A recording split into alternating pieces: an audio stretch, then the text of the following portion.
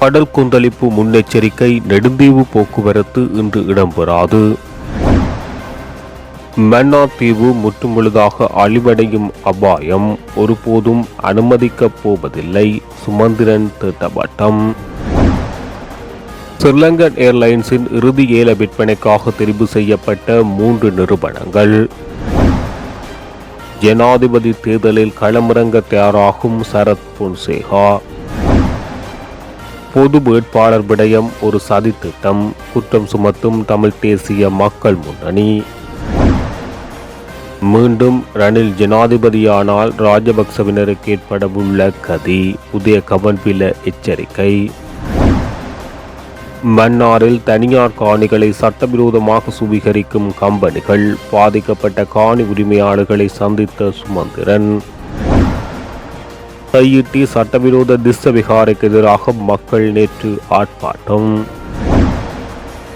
நட்டத்தில் இயங்கும் பெருந்தோட்ட நிறுவனங்களை மீளப்பெற அரசாங்கம் பரிசீலனை. கடல் கொந்தளிப்பாக இருக்கும் என்ற காரணத்தினால் பொதுமக்கள் பாதுகாப்பு கருதி குறிகட்டுவான் நெடுந்தீவு கடற்போக்குவரத்து இன்றைய தினம் இடம்பெற மாட்டாது என அறிவிக்கப்பட்டுள்ளது.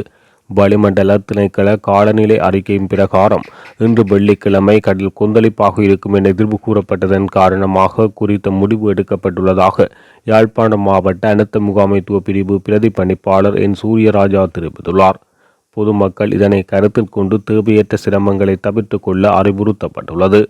அனலைதீவு மற்றும் எழுவதீவு கடற்போக்குவரத்தும் இடம்பெற மாட்டாது என அறிவிக்கப்பட்டுள்ளது. சட்டவிரோத திஸ்ஸ விகாரைக்கு எதிரான போராட்டமானது 1 வருடத்தை தாண்டிய நிலையில் முன்னெடுக்கப்பட்டு கொண்டுள்ளது. இந்த நிலையில் 23ஆம் தேதி வியாழக்கிழமை பௌர்ணமி தின வழிபாடுகள் ஆரம்பமாக இருந்த நிலையில் 22ஆம் தேதி புதன்கிழமை போராட்டம் ஆரம்பமானது. இந்த நிலையில் வியாழக்கிழமை தென்பகுதியிலிருந்து மக்கள் குறித்த விகாரைக்கு வழிபாடுகள் மேற்கொள்வதற்காக வருகை தந்தனர். இதன்போது பல நூற்றுக்கணக்கான மக்கள் அணிதிரண்டு அனுமதியின்றி மக்களது காணியில் கட்டப்பட்ட குறித்த சட்டவிரோத விகாரை அகற்றுமாறு கோரி போராட்டத்தினை முன்னெடுத்தனர்.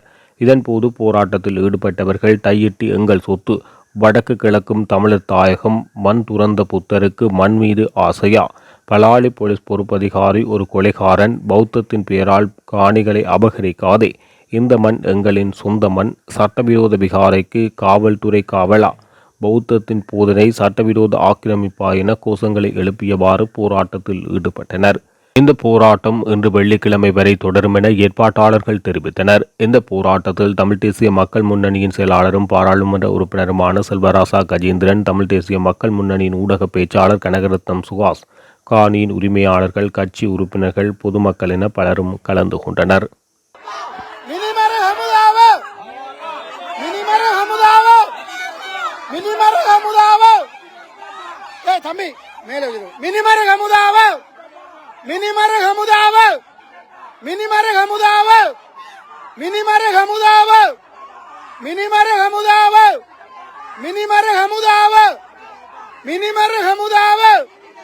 नीति विरोधी पंचलय बगावत करनो बगावत करनो बगावत करनो अभिडेपो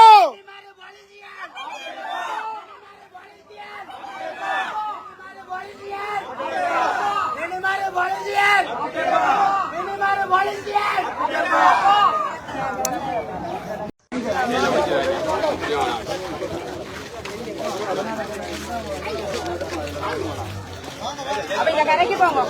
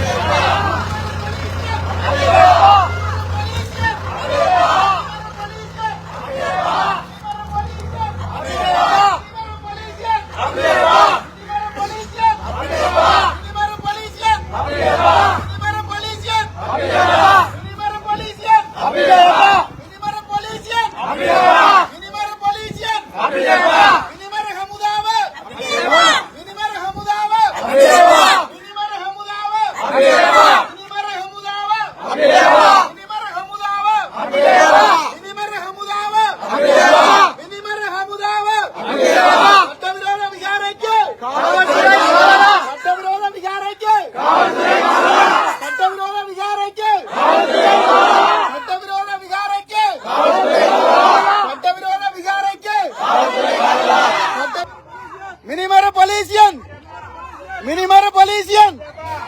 Minimara polisian. Minimara polisian. Minimara polisian. Minimara polisian. Minimara polisian. Minimara polisian. Minimara polisian.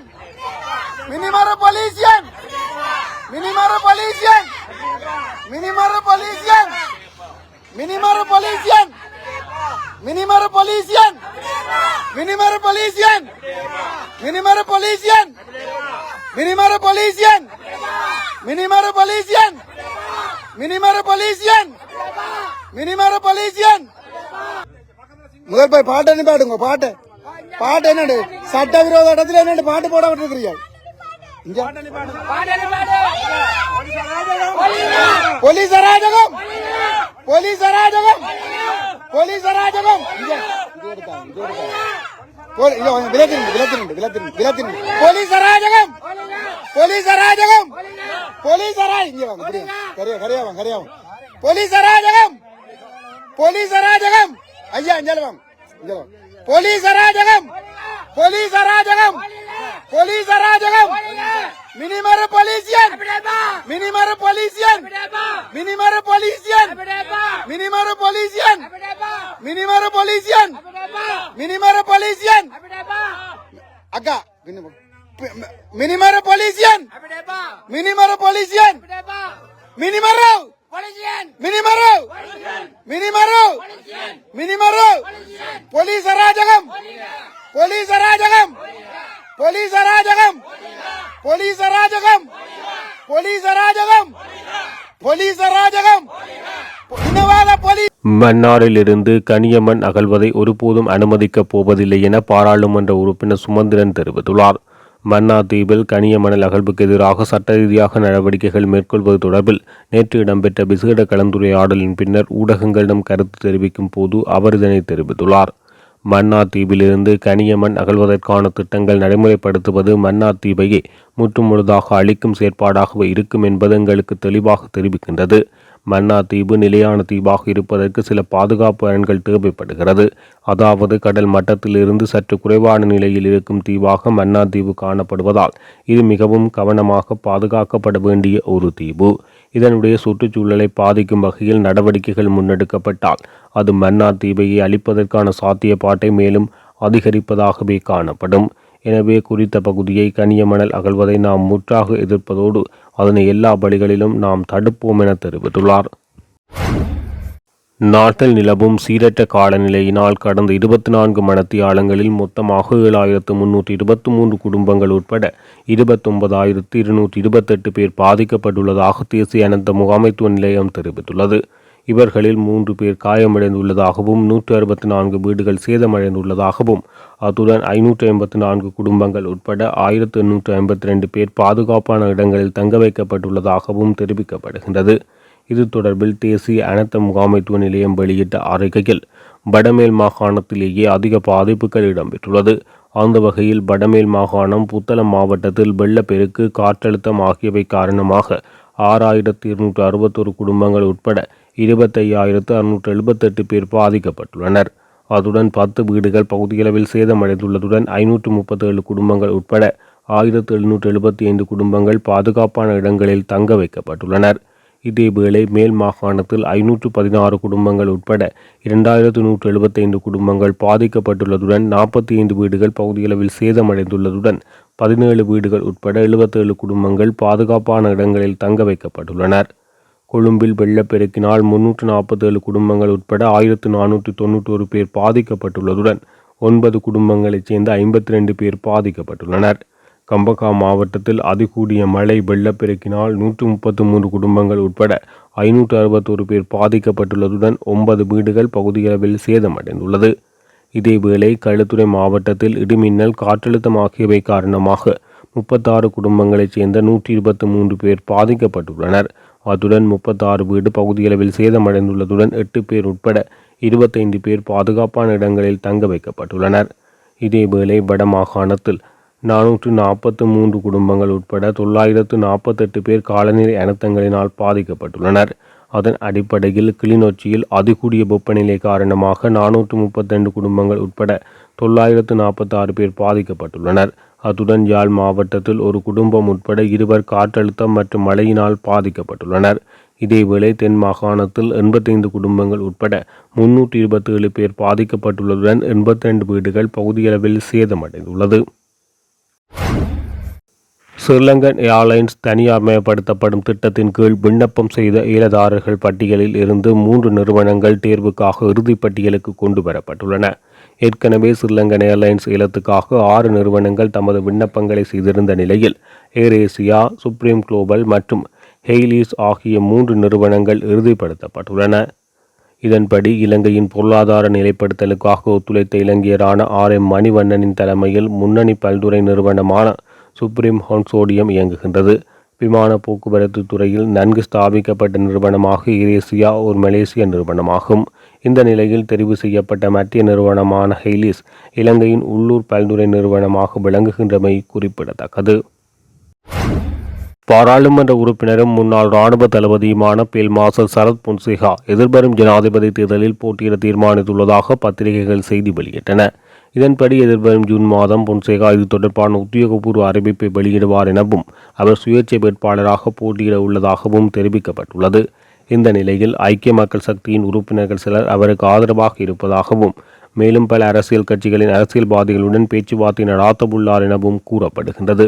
மேலும் கொழும்பில் உள்ள வெளிநாட்டு ராஜதந்திரிகள் குழுவுடன் பொன்சேகா இது குறித்து உத்தியோகபூர்வமற்ற மட்டத்தில் கலந்துரையாடி விளக்கம் அளித்துள்ளதாக அந்த அறிக்கையில் தெரிவிக்கப்பட்டுள்ளது. எதிர்வரும் ஜனாதிபதி தேர்தலில் ஸ்ரீலங்கா பொதுஜன பெரமுனவின் ஜனாதிபதி வேட்பாளராக களமிறங்குபவரை தமது கட்சி எதிர்பார்த்துள்ளதாக பிவித்துறைகள உரிமைய கட்சியின் தலைவரும் பாராளுமன்ற உறுப்பினருமான உதய கம்மன்பில தெரிவித்துள்ளார். கொழும்பில் நேற்றைய தினம் இடம்பெற்ற நிகழ்வில் கலந்து கொண்டு கருத்து தெரிவிக்கும் போது அவர் இதனை தெரிவித்தார். அத்துடன் பொதுஜன பெரமுனவின் ஆதரவுடன் ஜனாதிபதி ரணில் விக்ரமசிங்க மக்கள் ஆணையுடன் மீண்டும் ஆட்சி அமைத்தால் பண்டாரநாயக்க குடும்பத்துக்கு ஏற்பட்ட அரசியல் கதியே ராஜபக்சாக்களுக்கும் ஏற்படும் என அவர் தெரிவித்துள்ளார். இது தொடர்பில் அவர் கருத்து தெரிவிக்கையில் அரசியலமைப்பின் பிரகாரம் ஜனாதிபதி தேர்தல் முதலில் நடாத்தப்படும் என ரணில் மீண்டும் உறுதிப்படுத்தியுள்ளார். ஜனாதிபதி தேர்தலுக்கு முன்னர் பொது தேர்தலை நடாத்தினால் அது ஜனாதிபதிக்கும் நாட்டுக்கும் பாதகமாக அமையும். ஜனாதிபதி தேர்தலுக்கு முன்னர் பொது தேர்தலை நடாத்துமாறு பொதுஜன பெரமுனவின் ஸ்தாபகர் பசில் ராஜபக்ச தொடர்ந்து வலியுறுத்திய போதும் 113 உறுப்பினர்களின் ஆதரவை கையெழுத்தூடாக உறுதிப்படுத்தி கொண்டு வாருங்கள், பாராளுமன்றத்தை கலைக்கலாம் என ரணில் குறிப்பிட்டுள்ளார். பாராளுமன்றத்தை கலைப்பதற்கு 113 உறுப்பினர்கள் ஆதரவை பெறுவதற்கு பசில் எடுத்த முயற்சிகள் தோல்வியடைந்துள்ளன. ஸ்ரீலங்கா பொதுஜன பெரமுனவின் பெரும்பாலான உறுப்பினர்கள் ரணில் பக்கமே உள்ளனர். அந்த கட்சியின் தலைவர் யார் என்பது கேள்விக்கு உள்ளாகியுள்ளது. ரணிலை பொது வேட்பாளராக களமிறக்குமாறு பொதுஜன பெரமுனவின் பெரும்பாலான உறுப்பினர்கள் ராஜபக்சக்களிடம் வலியுறுத்தியுள்ளார்கள். பொதுஜன பெரமுனவின் ஆதரவுடன் ஜனாதிபதி ரணில் மக்கள் ஆணையுடன் மீண்டும் ஆட்சிக்கு வந்தால் பண்டாரநாயக்க குடும்பத்துக்கு ஏற்பட்ட அரசியல் நிலைமை தமக்கு ஏற்படுமோ என ராஜபக்சக்கள் அச்சமடைகின்றனர். நாட்டு மக்கள் தம்பக்கம் என்று நினைத்து கொண்டுள்ள பொதுஜன பெரமுனவுக்கு இந்த ஆண்டு இடம்பெறவுள்ள தேர்தல் தகுந்த பாடத்தை கற்பிக்கும். அவர்களின் வேட்பாளர் யார் என்பதை நாங்களும் எதிர்பார்த்துள்ளோம் என தெரிவித்துள்ளார். நட்டத்தில் இயங்குவதாக கூறப்படும் பெருந்தோட்ட நிறுவனங்களை மீளப்பெறுவது குறித்து அரசாங்கம் பரிசீலித்து அது தொடர்பில் பரிந்துரைகளை வழங்குவதற்கு குழு ஒன்றை நியமிக்க உள்ளது. இந்த நிலையில் அரசாங்கத்தினால் குத்தகைக்கு வழங்கப்பட்டுள்ள 22 பெருந்தோட்ட நிறுவனங்களுக்கான சிறந்த வழியை இந்த குழு தீர்மானிக்கும் என அமைச்சரவை பேச்சாளர் பந்துல குணவர்த்தன தெரிவித்துள்ளார். இந்த நிறுவனங்கள் தங்கள் ஊழியர்களின் தினக்கூலியை கூட வழங்க முடியாவிட்டால் குத்தகையை குறைத்து புதிய உரிமையாளர்களுக்கு வழங்குவது சிறந்தது என்ற அடிப்படையில் அரசாங்கத்தின் நடவடிக்கை அமைந்துள்ளது. கடந்த மே தின கூட்டத்தில் ஜனாதிபதி ரணில் விக்ரமசிங்கவினால் பெருந்தோட்ட தொழிலாளர்களுக்கு நாட்கூலியாக 1700 ரூபாய் அறிவிக்கப்பட்டதோடு இந்த மே மாதம் முதல் நடைமுறைக்கு வரும் என தெரிவிக்கப்பட்டுள்ளது. எனினும் பெருந்தோட்ட நிறுவனங்கள் அதனை ஏற்றுக்கொள்ள மறுத்துள்ளதோடு புதிய முன்மொழியப்பட்ட குறைந்தபட்ச கொடுப்பனவு நடைமுறைக்கு வரும் திகதியோ அல்லது அத்தகைய கொடுப்பனவின் அளவையோ இதுவரை தாம் தீர்மானிக்கவில்லை என பெருந்தோட்ட நிறுவனங்கள் தெரிவித்துள்ளன.